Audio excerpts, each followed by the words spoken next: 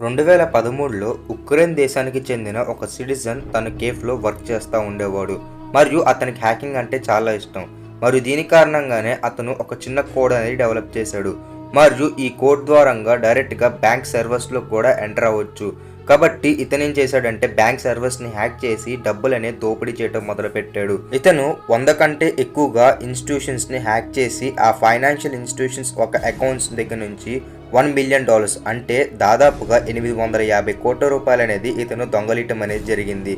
మరియు ఈ గ్రూప్ పేరు వచ్చేసి కార్గనేట్ గ్రూప్. మరియు ఈ గ్రూప్లు కొంతమందితో స్టార్ట్ అయ్యి ఎక్కువ మంది హ్యాకర్స్ దీనిలో ఇన్వాల్వ్ అయ్యారు. మరియు ఒక చిన్న స్టేట్ దగ్గర నుంచి మొదలుపెట్టి ఇంటర్నేషనల్ లెవెల్ లాకర్స్ని వీళ్ళు హ్యాక్ చేసే రేంజ్కి వీళ్ళు ఎదిగారు. ముందుగా వీళ్ళు బ్యాంక్ గురించి అన్ని డీటెయిల్స్ అనే కనుక్కుంటారు. ఎలా అంటే ముందుగా బ్యాంక్ ఒక సర్వర్ గురించి పూర్తిగా స్టడీ చేస్తారు. ఒక ఫేక్ మెయిల్ అనేది ఒక కంపెనీలో బ్యాంక్లో వర్క్ చేసే అతనికి పంపిస్తారు. మరియు ఆ కంపెనీ మెయిల్ ఎలా ఉంటుందంటే సేమ్ యాస్టీస్గా ఎక్కడైతే ఆథరైజ్ సిగ్నేచర్స్తో పాటు ఎక్కడైతే క్యాపిటల్ లెటర్స్ మరియు స్మాల్ కేస్ లెటర్స్ ఉండాలో యాస్టీస్గా ఉంటుంది. బ్యాంక్ ఎంప్లాయీస్ అది బ్యాంక్ మెయిలే అని చెప్పి క్లిక్ చేసేవాళ్ళు. మరియు దీని కారణంగా బ్యాక్ ఎండ్లో వైరస్ అనేది ఆటోమేటిక్గా ఇన్స్టాల్ అయిపోయేది. మరియు యాక్సెస్ అనేది ఇక్కడ నుంచే హ్యాకర్స్కి అందింది. మరియు హ్యాకర్స్ ఫస్ట్ దొంగతనం చేయకుండా వాళ్ళు క్లీన్ స్టడీ అనేది చేశారు. అంటే బ్యాంకింగ్ వెబ్సైట్స్ అనేవి ఎలా పనిచేస్తున్నాయి, బ్యాంక్ అనేది సిస్టమేటిక్గా ఎలా వర్క్ అవుతుంది, ఒక ఏటీఎం సెంటర్ నుంచి ఇంకొక ఏటీఎం సెంటర్కి డబ్బులు అనేవి ఎలా క్యాష్ అనేది ట్రాన్స్ఫర్ చేస్తారు, మరియు ఒకవేళ మన ఏటీఎం కార్డ్స్లో కనుక మనీ అయిపోతే ఏటీఎం మిషన్ అనేది ఎలా రిక్వెస్ట్ అనేది పంపిస్తుంది, మరియు ఆ రిక్వెస్ట్కి తగ్గట్టుగా ఎలా బ్యాంక్ అనేది వర్క్ చేస్తుంది. ఇలా హ్యాకర్స్ బ్యాంకింగ్ ఇన్ఫర్మేషన్ గురించి క్లీన్గా స్టడీ చేస్తారు. మరియు వాళ్ళు ఒక విషయం అనేది తెలుసుకుంటారు. అదేంటంటే బ్యాంక్ రాబరీ చేసి ఎమ్మటనే దొరకకూడదు. మరియు ఎమ్మటనే బ్లాక్ మనీ కాస్త వైట్గా మారాలి. మనం రెగ్యులర్గా డిజిటల్ పేమెంట్స్ అనేది చేస్తూ ఉంటాం. మరియు బ్యాంక్ అనేది అది ప్రాసెస్ చేస్తుంది ఆ పేమెంట్స్ అన్నిటిని.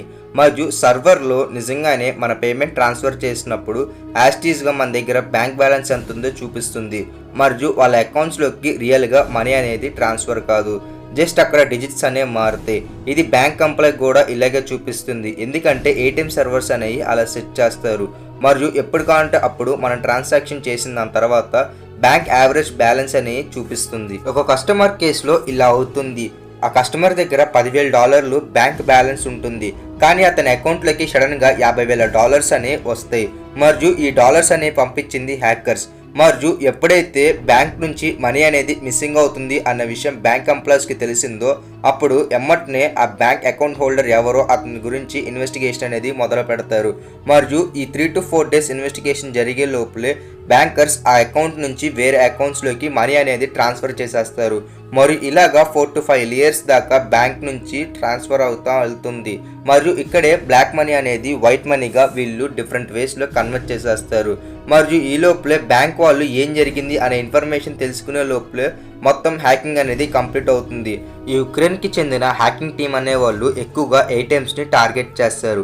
ఎక్కడైతే ఏటీఎంస్ అనే ఐసోలేటెడ్ అంటే నిర్మానుష్యంగా ఉంటాయో అక్కడ ఏటీఎం సెంటర్ దగ్గరికి వెళ్ళి ఏటీఎం కార్డు పెట్టకుండానే అక్కడ మ్యానిపులేషన్ చేసి ఏటీఎంల నుంచి డబ్బులు అనేవి డ్రా చేస్తారు. మరియు అక్కడ ముందు జాగ్రత్తగానే సీసీటీవీ కెమెరాస్ కూడా ఆఫ్లో పెడతారు. మరియు దీంతో పాటుగా అక్కడ ఎలాంటి అలారం మోగకుండా వాళ్ళు అలారం కూడా జామ్ చేసేస్తారు. మరియు దీని కారణంగానే వీళ్ళు అక్కడ నుంచి డబ్బులనే కొట్టేయగలుగుతారు. మరియు బ్యాంకర్స్కి కూడా అసలు మనీ అనేది ఎలా మిస్ అవుతుంది, ఎక్కడ లూప్ హోల్ అనేది ఉందనే విషయం వాళ్ళు తెలుసుకోలేకపోతారు. కాబట్టి బ్యాంకర్స్ ఇలాగా ఎప్పటికప్పుడు ఇన్ఫర్మేషన్ అనేది తెలుసుకోకపోవటం వల్ల హ్యాకర్స్ అనేవాళ్ళు ఈ లూప్ హోల్ వాడుకొని కొన్ని $1 మిలియన్ అనేవి బ్యాంక్ నుంచి విత్డ్రా చేసేవాళ్ళు.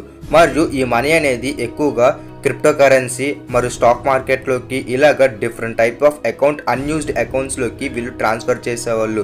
మరియు ఆ అకౌంటెంట్కి కూడా తెలియదు నా అకౌంట్స్లో మనీ అనే ఉన్నా అనే విషయం. కాబట్టి వీళ్ళు వాళ్ళ మొబైల్స్ కూడా హ్యాక్ చేసేవాళ్ళు. ఇలాగా సైలెంట్గా వీళ్ళు హ్యాకింగ్ అనేది చేసి అక్కడ నుంచి మనీ అనేది విత్డ్రా చేసేవాళ్ళు. మరియు ఈ ఇన్ఫర్మేషన్ అనేది బ్యాంకర్స్కి తెలియకుండా చాలా జాగ్రత్త పడేవాళ్ళు. కేవలం 3 to 4 daysలోనే బ్లాక్ మనీ మొత్తాన్ని వైట్గా చేసేవాళ్ళు. మరియు ఇది చిన్నగా స్టార్ట్ అయ్యి చాలా దేశానికి వ్యాపించింది కూడా. ఉక్రెయిన్లో స్టార్ట్ అయిన ఈ చిన్న లూప్ హోల్ నుంచి USA, అమెరికా, జర్మనీ, దీంతో పాటుగా చైనా ఇలాంటి వేరే వేరే దేశాల్లోకి ఈ మాల్వేర్ అనేది అటాక్ చేయడం మొదలుపెట్టింది. ముఖ్యంగా ఇంటర్నేషనల్ బ్యాంకర్స్ కూడా చాలా భయం వేసింది. ఎందుకంటే అకౌంట్స్ నుంచి డబ్బులనే ఆటోమేటిక్గా మాయమైపోతున్నాయి. ఇవి ఏకంగా బ్యాంక్ రూల్స్నే మార్చేసింది ఈ హ్యాకింగ్ టీం అనేది. 2015 వచ్చేసరికి ఈ హ్యాకింగ్ టీంని ఎలా అన్నా సరే పట్టుకోవాలని చెప్పేసి కేస్పరస్కై అనే ఒక కంపెనీ వీళ్ళ మాల్వేర్ని అనాలిసిస్ చేయడం మొదలుపెట్టింది. దీనిలో వాళ్ళకి కొన్ని లూప్ హోల్స్ అనే కనపడినాయి.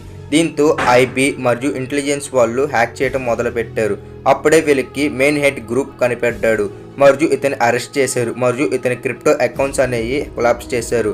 ఇతని పేరు వచ్చేసి డెన్నిస్ కే. ఇతనే బ్యాంక్స్ యొక్క సర్వర్స్ని హ్యాక్ చేశాడు. మెయిన్ లీడర్ అయితే పట్టుపట్టాడు కానీ ఈ లోపలే జరగాల్సిన డ్యామేజ్ అయితే జరిగిపోయింది.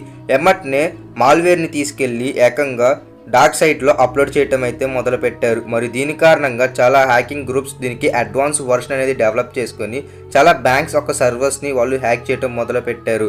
కాబట్టి దీన్ని బట్టి అర్థం చేసుకోవచ్చు, ఒక్కసారి కనుక కార్నెట్ గ్రూప్ కనుక హ్యాకింగ్ చేయటం మొదలు పెడితే మన ఫోన్స్ని కూడా హ్యాక్ చేయగలుగుతుంది. కేవలం ఒక చిన్న మెయిల్ దగ్గర నుంచి మొదలుపెట్టి వీళ్ళు ఏకంగా సర్వర్స్ని హ్యాక్ చేయటం మొదలుపెట్టారు. కాబట్టి మనం వాడే డిజిటల్ పేమెంట్స్ కూడా చాలా జాగ్రత్తగా యూజ్ చేయాల్సి ఉంటుంది. దీంతో పాటుగా అన్వాంటెడ్ మెసేజెస్ని మనం క్లిక్ చేయకుండా చాలా జాగ్రత్తలనే పడాలి. ఇది ఫ్రెండ్స్ ఇవాల్టి వీడియో. ఈ వీడియో కనుక మీకు నచ్చినట్లయితే లైక్ చేయండి, ఛానల్ సబ్స్క్రైబ్ చేసుకుని పక్కన ఉన్న బెల్ ఐకాన్ అనేది ఆన్ చేయండి. చివరి దాకా చూసిన మీ అందరికీ చాలా థ్యాంక్స్.